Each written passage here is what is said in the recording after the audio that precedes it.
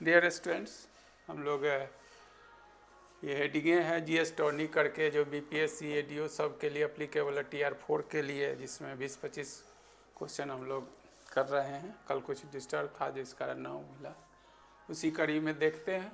मैंने set number 11 है, 10 तक तो हो गया। उसमें देखते हैं कौन कौन प्रश्न है, उसका हम लोग डिस्कस कर रहे हैं। देखिए, ज्योग्राफी का ही क्वेश्चन है। In terms of area, Bharat के 3 बड़े राज्य, तो ये तो पूछ रहा है, ये राजस्थान है, मध्य प्रदेश है।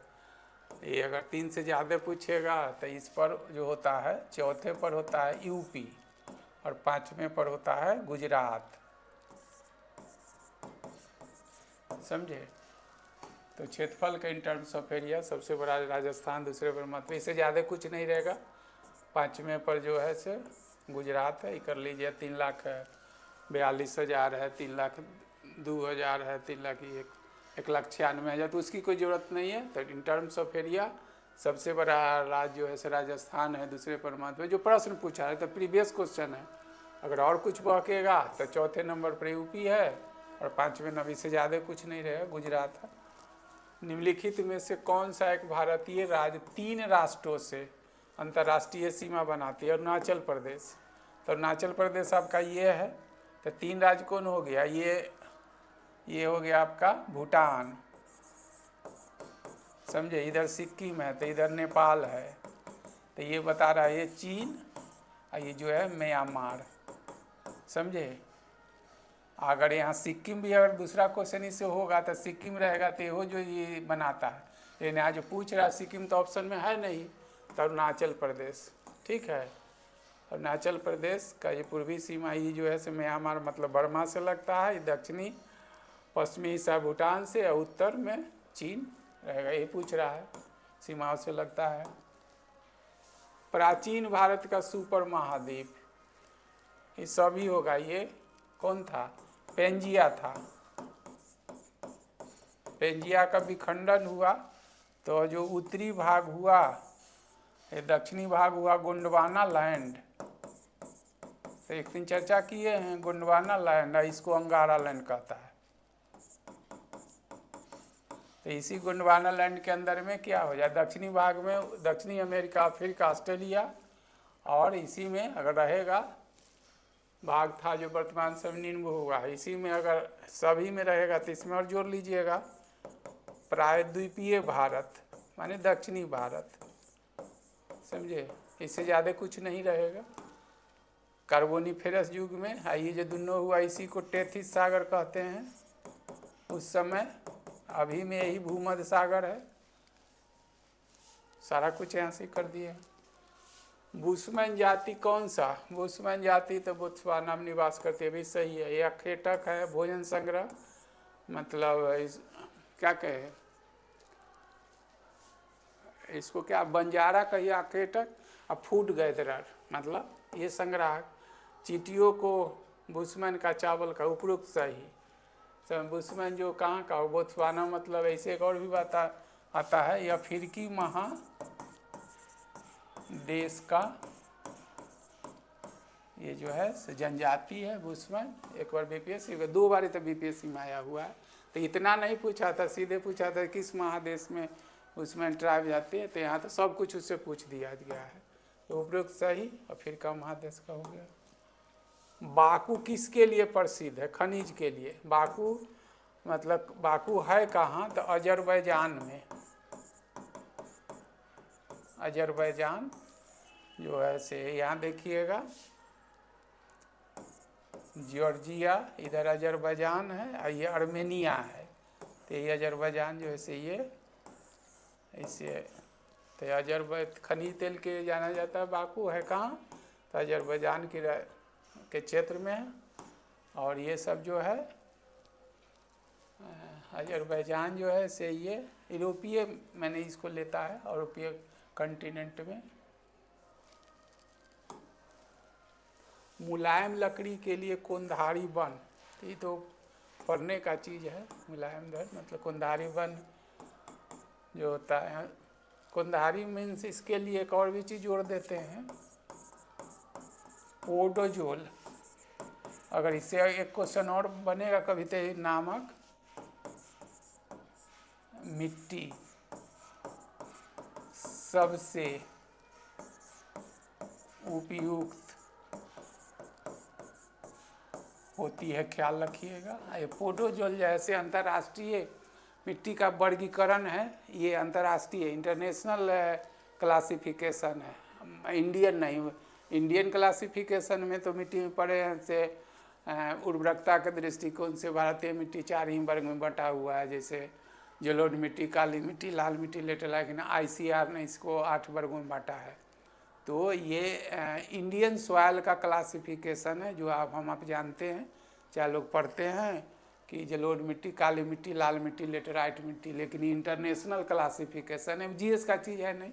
लेकिन क्वेश्चन आता है जो कोनिफेरस फॉरेस्ट किस अक्षांशीय विस्तार के बीच में, तो ये, और उसके लिए सबसे उपयुक्त मिट्टी जो होती है से पोडोजोल होती है। तो लिखिए दिए, इसका दूसरा क्वेश्चन यही कहीं मिल ही जाएगा। अब हिस्ट्री आ गया। मूवियान नामक पद शैली का जन्मदाता बाबर, ये अपने आप में क्वेश्चन है, एक पहले ही लिख दिया गया है। इसने आत्मकथा ऑटोबायोग्राफी तुझ के किस में लिखा था? तुर्की में, तुर्की भाषा में। और आप जानते ही हैं ये बाबर मुगल वंश का संस्थापक था। पानीपत के प्रथम युद्ध में इब्राहिम लोदी को 1526 में हराकर सल्तनत काल से मुगल काल आरंभ हुआ। ये मुगल काल में बादशाह की उपाधि धारण की। इसके पहले जो मुस्लिम शासक दिल्ली के गद्दी पर थे उसको सुल्तान कहा जाता है। बाबर जो है इसके बाद अब बादशाह कहा जाने लगा। यही सब पढ़ना है आपको। शासक बनने के बाद 12 अध्यादेश। जहांगीर, जहांगीर कौन था? अकबर का बेटा था? नहीं, अकबर का बेटा, सॉरी, ठीक है, ठीक तो है। बाबर, हुमायूं, अकबर, जहांगीर, इसमें क्या कहें, 12 अध्यादेश जारी किया। और जहांगीर कॉमन क्वेश्चन है, मुगल बादशाह, तीसरा शासक था। किस युद्ध में बाबर ने जिहाद, लिखिए दिए, जिहाद धर्म युद्ध का मतलब होता है क्रूसेड। धर्म युद्ध का मतलब इंग्लिश हो गया क्रूसेड। धर्म युद्ध का मतलब होता है कोई धर्म के मानने वाले हों। जैसे हमारे यहाँ भी तो धर्म तो बहुत प्रधानता है, जैसे कुछ पार्टियाँ जो ऐसे धर्म के नाम पर करती हैं, वो आप समझते होंगे। तो क्रूसेड माने धर्म युद्ध का मतलब होता है जो धर्म के प्रति अपने आप को मतलब समर्पित कर देना, न्यौछावर कर देना। तो इस्लामिक लॉ में कहता है ये क्रूसेड धर्म युद्ध में जिहाद के नारा देने पर, जैसे 1951 में, सॉरी 91 में सद्दाम हुसैन भी इराक के शासक दिए थे जिहाद का नारा। तो जिहाद में मरना मतलब हर मुस्लिम अपना कर्तव्य समझता है। जैसे हम लोग भी धर्म के प्रति क्या होते हैं, न्यौछावर कर देते हैं। अब ये तो हो गया। करा था तुगमा नामक कर। तुगमा नामक कर क्या था? एक व्यापारी कर था।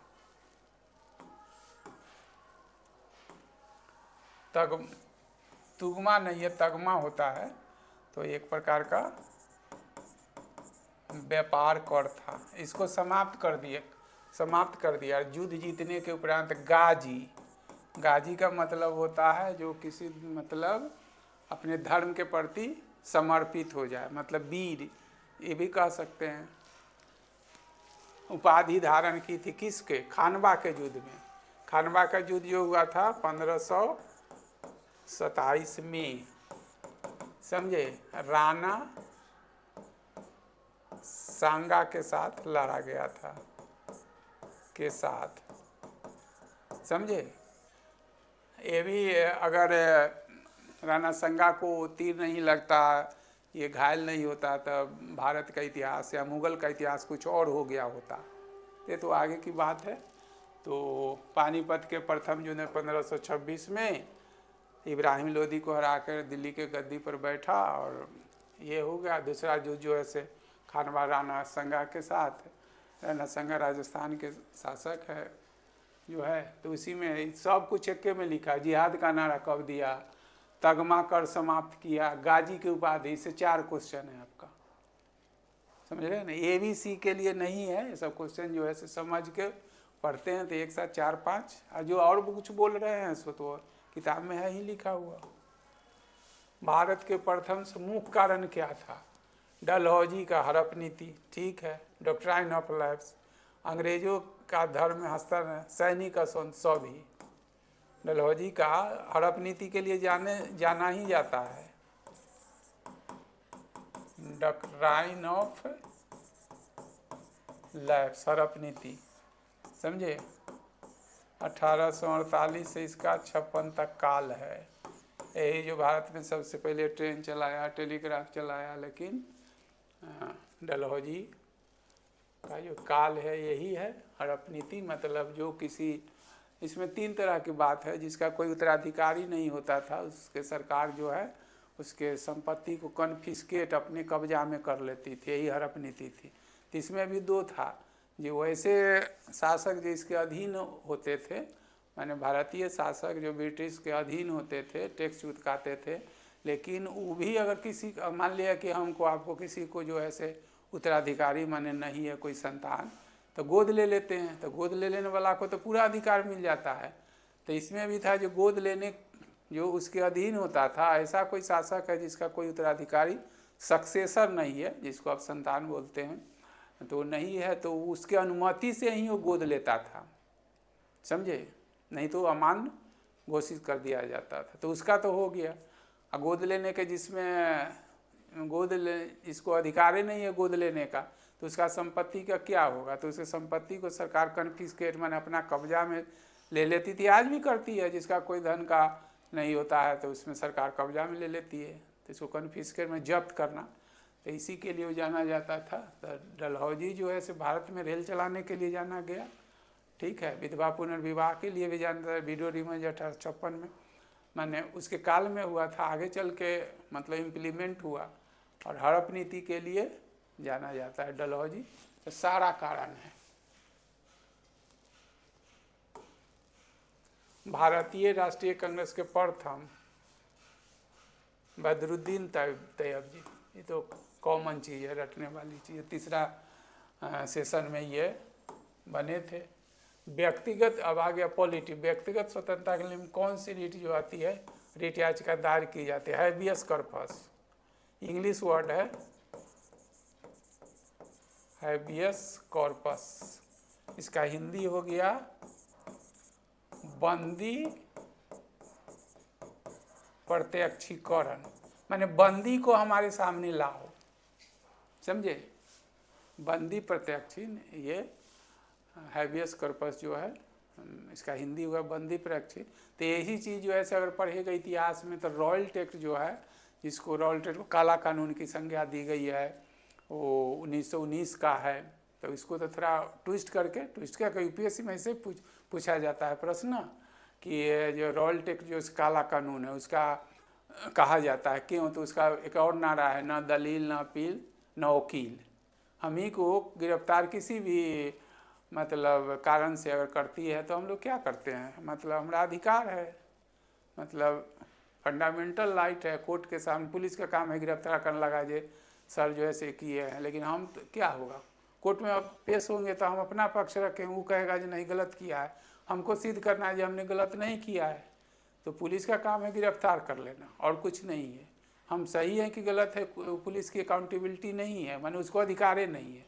तो उसके लिए न्यायपालिका है, तो मजिस्ट्रेट के सामने अनुच्छेद 22 के तहत 24 घंटा के तहत, भारतीय संविधान के अनुच्छेद 22 के तहत 24 घंटा के तहत उसको पेश करना है। तो पेश करना है तो हम उसको सिद्ध करेंगे जो नहीं हम गलती नहीं किया, अभियुक्त नहीं है, पुलिस सिद्ध करेगी जो नहीं किया है, तो कोर्ट में जो ये होगा। तो बंदी प्रत्यक्षीकरण मतलब बिफोर मी, मेरे सामने लाओ, जो बंदी को बनाएगा मेरे सामने लाओ। अगर वो सही में गलत है तो उसको जेल भेज दिया जाए, नहीं तो वहीं से छोड़ दिया जाएगा। तो इसको दूसरे चीज़ से जोड़ के बताते हैं, जो 1919 का जो रॉयल टेक्ट आया था, जिसको काला कानून की संज्ञा दे, एक क्वेश्चन ये हो गया। फिर ये कहता है किसका नारा है, किस अधिनियम का, किस कानून का, तो रॉयल टेक्ट का, ना दलील ना अपील ना वकील। हम अपने थोड़ी वकील अपनी बात रखने के लिए मतलब वकील रखते हैं, समझे, न दलील हमारा वकील मेरे पक्ष में देता है। तो यही चीज़ जो है से काला कानून में यही था रॉयल टेक्ट में कि नहीं मतलब कुछ नहीं। तो अभी का वर्तमान परिप्रेक्ष्य में जो हैबियस कॉर्पस है, बंदी प्रत्यक्षन, एसी का वहाँ हनन हो रहा था, उल्लंघन हो रहा था। बंदी को बिना प्रत्यक्ष किए हुए उसको साबित कर दिए जो ये अभियुक्त है, ये इसने गलत किया है। इस बात समझ गए होंगे ना कि इसे 3-4 क्वेश्चन बनता है, पूछा जा चुका है, यूपीएससी का क्वेश्चन है कि रॉयल टैक्स जो है से अभी वर्तमान परिप्रेक्ष्य में भारतीय संविधान के किसका उल्लंघन था, तो यही बंदी प्रत्यक्षीकरण। समझे, हैबियस कॉर्पस, बंदी को हमारे सामने लाओ। अनुच्छेद 22 कहता है कि जिसको बंदी बनाया गया जिस स्थान पर, तो अपने निकटतम मजिस्ट्रेट दंडाधिकारी के पास उसको 24 घंटों के अंदर में उसको सामने पेश करना है। लेकिन उसमें जो है यात्रा का समय और किसी दिन जो होता है उसको 24 घंटा में शामिल नहीं किया जाता। यही कारण है जो पुलिस वाले जो है से ज़्यादा देर तक मतलब अपने हाजत में थाना पर नहीं रखते, नहीं तो उनको सज़ा हो जाएगी। तो यही है, सारा कुछ इसे कह दिया आपको। संविधान के किसी सिखों को कृपान धारण अनुच्छेद ये, ठीक है ना, उसका जो कृपान है, कृपान जो है वो मतलब हथियार के रूप में नहीं, उसके India is a secular state, मैंने एक धर्मनिरपेक्ष राज्य है। समझे, राज मीन्स मैंने कंट्री है, तो हमको धर्म मानने की, संस्कृति की, केस रखने की, जैसे अर्जुन गुरु अर्जुन देव जो सिखों के 5वें गुरु थे, तो उसको जहांगीर फांसी पर लटका दिया था। तो उसके बाद जो उसका बेटा तो वहीं से उत्तराधिकार, मैंने क्या उसको कहते हैं, उसके छठा जो गुरु होते हैं वही उसको सैनिक रूप में बदल देते हैं। और ये कहते हैं ये लड़ने का मतलब ये आंसू बहाने का समय नहीं, लड़ने का है। तो ये क्वेश्चन जो पूछा जाता है, ये अभी तक जितने 10 सिख गुरु इसमें 2 को, एक को तेग बहादुर को औरंगजेब ने, और ये 5वें गुरु जो हैं अर्जुन देव को जहांगीर ने फांसी पर लटका लिया। इसलिए जहांगीर का सबसे बड़ा बेटा खुसरो जो है से मतलब विद्रोह कर दिया था और गुरु अर्जुन देव से जाकर आशीर्वाद लिया था। ये तो इसी एवज में उसको कहा गया था। तो उसका अगला जो वहीं से जो है वंशानुगत हो जाता है। सारा कुछ तो हम बोल रहे हैं। 5वां जो है से अर्जुन देव है, ठीक है ना। उसके बाद जो वंशानुगत हो, तो उसके बाद जो छठा गुरु है अर्जुन देव का ही मतलब लड़का है। तो वहीं से वो जो है से धार्मिक चीज़ को सैनिक में बदल दिया है।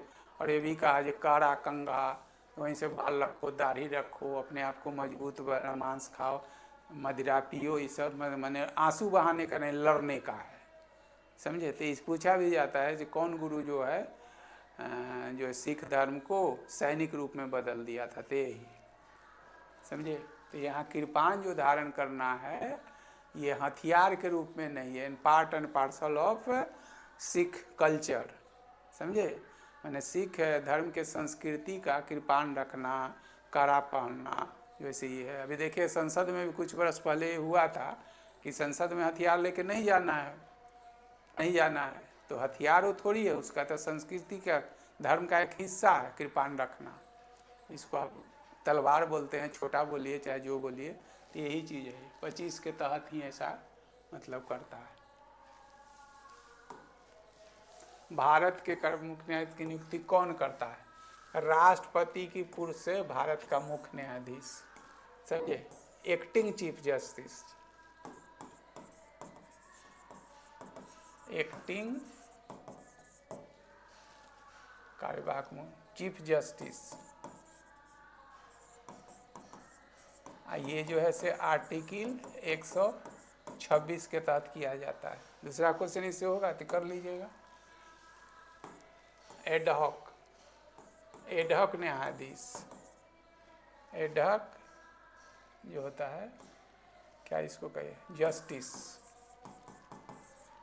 हो गया। कहाँ से लिया गया है? संयुक्त राज्य अमेरिका से। एडहॉक की जरूरत क्या है? जब केस मतलब बहुत जमा हो जाता है, न्यायाधीश न्यायाधीश नहीं, न्यायमूर्ति के, हाई कोर्ट और सुप्रीम कोर्ट के मतलब जजेज को न्यायाधीश नहीं बल्कि न्यायमूर्ति बोला जाता है। ध्यान से देखिएगा, सुनिएगा कि न्यायमूर्ति। समझे। जस्टिस ना कि जज। और वही लोअर कोर्ट जो है, हाई कोर्ट से नीचे जो है, इसको सबऑर्डिनेट कोर्ट है, डिस्ट्रिक्ट कोर्ट है। तो वहाँ के जो फैसला सुना ले न्यायपालिका, तो उसको न्यायाधीश बोला जाता है, यहाँ न्यायमूर्ति बोला जाता है। तो अगर हाई कोर्ट या सुप्रीम कोर्ट में, तो यहाँ तो पूछ रहा है जो सर्वोच्च न्यायालय में। तो सर्वोच्च न्यायालय में अगर ज़्यादा केस जमा हो जाता है और न्यायमूर्ति की कमी रहती है तो रिटायर्ड जो कभी रहे उनको मतलब राष्ट्रपति नियुक्त करते हैं, लेकिन किसके समकालीन चीफ जस्टिस के सलाह पर किसको रखना है ना। और राष्ट्रपति के नज़र में क्या होता है, विधिवेत्ता पारंगत होना चाहिए। तो ऐसी जो व्यवस्था जो ली गई है वह हमारे भारत के संविधान में कहाँ से पूछ रहा है, जो संयुक्त राज्य अमेरिका मतलब यूएसए से लिया गया है। हम लोग जानते हैं जो भारत के संविधान में भारत के दूसरा चीज बता देते हैं 60 देशों के संविधान का अध्ययन करके संविधान सभा ने भारत का संविधान बनाया है। क्या लिखे। और दूसरा क्वेश्चन होता है ये सबसे ज़्यादा भारत के संविधान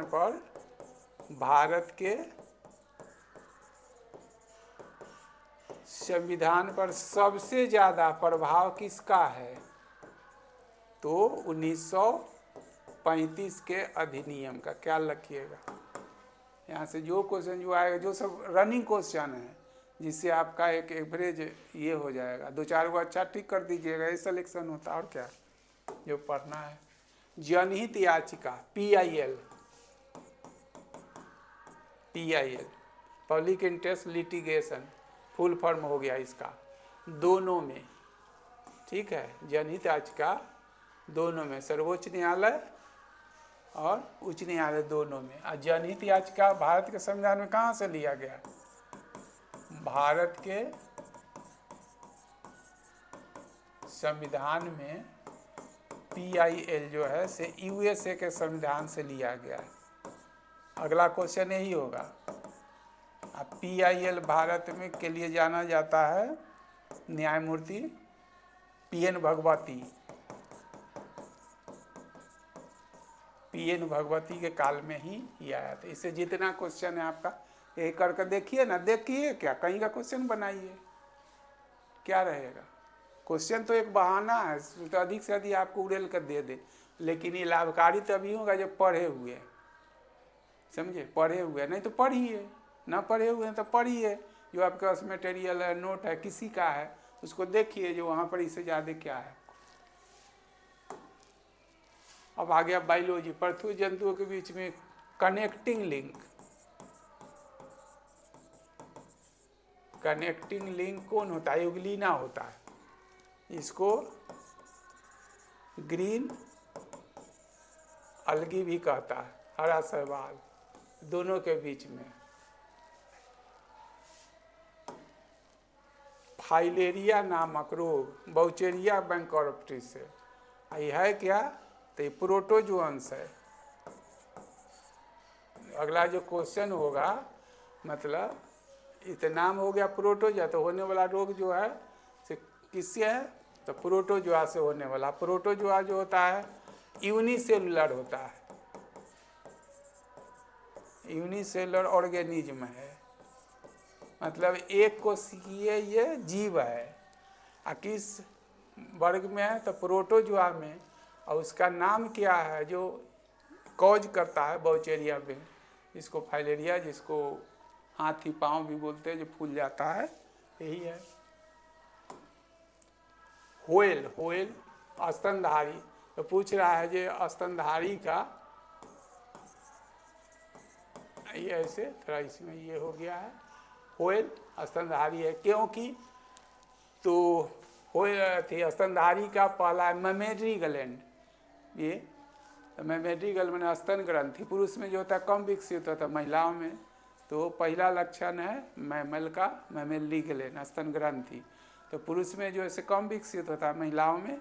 और मेमेटरी ग्लैंड से दूध जो माने सेक्रेट होता है, स्रावित होता है। फिर उसके जरायुज पर, मतलब स्किन पर, त्वचा पर बाल होना भी मैमल का लक्षण है, बाल होना। तो ये तो होता ही है। ये फेफड़ा हार्ट जो होता है ठीक कहता है 4 चेम्बर्स होता है, 4 चेम्बर्स, 4 चेम्बर्स 2 गो और कील 2 वेंट्रिकल, जिसको आलिंद बोलते हैं, इसको नीलय बोलते हैं। ये भी लक्षण है। जरायुज होते हैं, बाल होते हैं,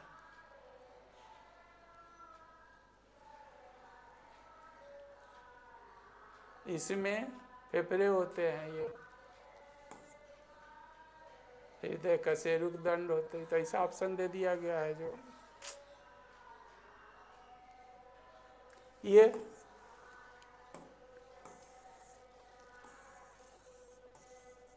कशेरुक तो है दूध ग्रंथियां लकड़ी,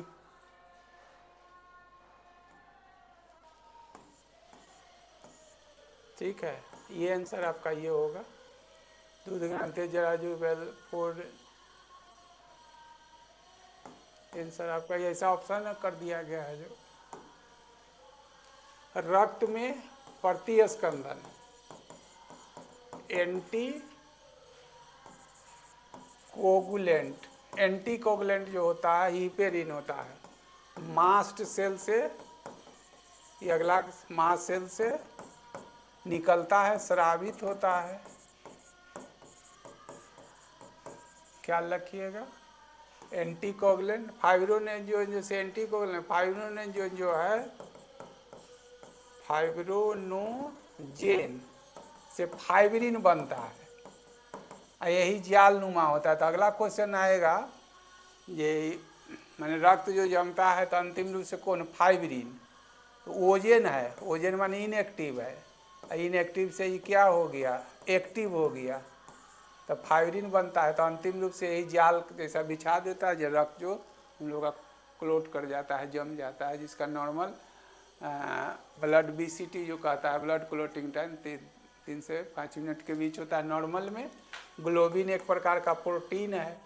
तो यही आपका 20 प्रश्न था रक्त के जमने के लिए। ऐसे ही और इसी कड़ी में आपको 20-25 प्रश्न का डिस्कशन मिलते रहेगा, देखते रहिए। और जो इसमें तो चलते रहेगा, ऐसे अनेक तरह का मेरे चैनल पर है, टोटल GS करके, उसको प्ले स्टोर पर देखिएगा। एक 99 का 2000 क्वेश्चन है वो चल रहा है, रेगुलर कोर्स जो फाउंडेशन है वो चल रहा है, जिसमें हिस्ट्री ज्योग्राफी चल रहा है।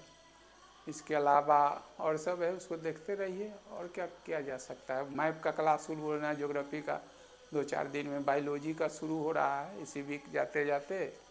इसमें देखिए आपकी जो ज़रूरत है इसका लाभ उठाइए। और क्या कर सकते हैं, बीइंग ए टीचर जो आपकी अकाउंटेबिलिटी, आप क्या करिएगा ना करिएगा से, लेकिन मेरा जो काम है तो चल ही रहा, ये तो आपको मिलता रहेगा।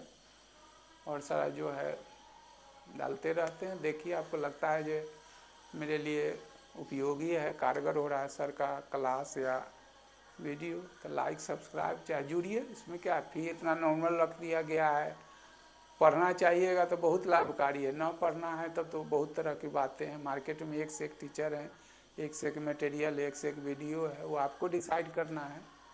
और डिसाइड करना इस पर भी निर्भर करता है कि आप कितना सिंसियर है, कितना पढ़ना चाहते हैं, समझे, ये भी निर्भर करता है। टीचर का क्वालिटी देखने के लिए थोड़ा बच्चा को भी थोड़ा बहुत ज्ञान की ज़रूरत है, समझे।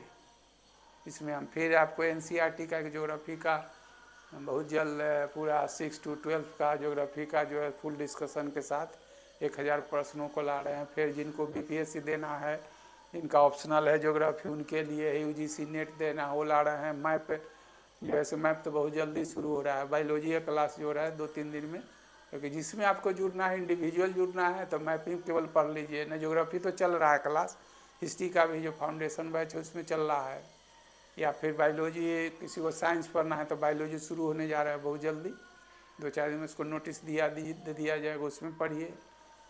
जिसमें आपको इच्छा है पढ़िए, लेकिन पढ़िए। लेकिन ये भी कहेंगे कहीं भी पढ़िए, ऐसा नहीं जो मेरे यहाँ पढ़िए, लेकिन पढ़िए, पढ़ना तो पड़ेगा। इसलिए मार्केट में बहुत सारा उपलब्ध चीज़ है, टीचर है, एक से एक नोट है, एक से एक मटेरियल है, एक से एक वीडियो है। तो उसको एक सिंसियरली लीजिए, जहाँ आपको अच्छा लगता है वहाँ पढ़िए। ही नहीं जो मेरे यहाँ चाहे हम कुछ करें, लेकिन पढ़ना तो पड़ेगा, समझे, पढ़ना तो पड़ेगा, ये सच्चाई है। मिलते हैं नेक्स्ट क्लास में। Thank you.